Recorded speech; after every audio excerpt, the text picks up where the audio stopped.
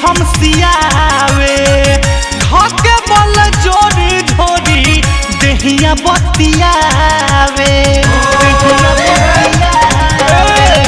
बड़ा रे सवख से गईनी चोली हम सियावे धके बल जोरी झोरी देहिया बतियावे ओइनी हा चल के घर से निकल के होते सबेरे भिनसार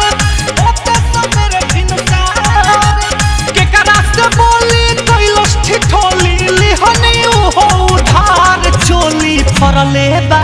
नयका मुखियाइन के भातार लहंगा फरले बा नयका मुखियाइन के भातार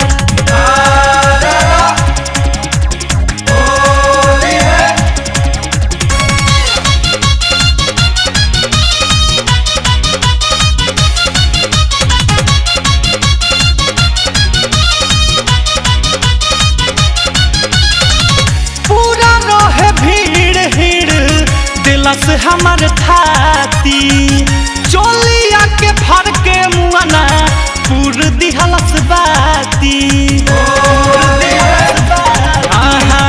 पूरा रहे भीड़ भीड़ दिलस हमार थाती चोलिया के भर के मुआना पूर दिहलस बाती जियरा कुहू के लोरो नहीं सूखे कैसे के करी संभार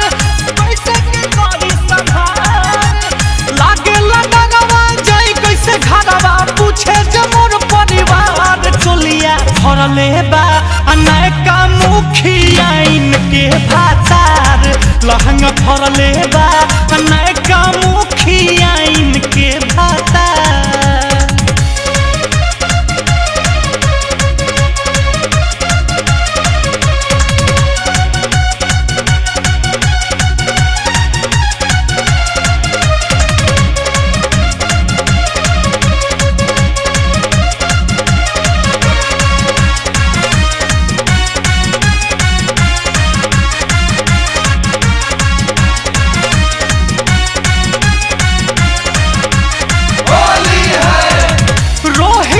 विपिन रितेश मिलके कैलाश करम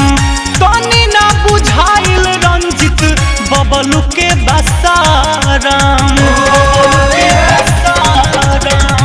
रामजित विपिन रितेश मिलके कैलाश करम तनी ना बुझाइल रंजित अपू के बसारम बिटू चंदना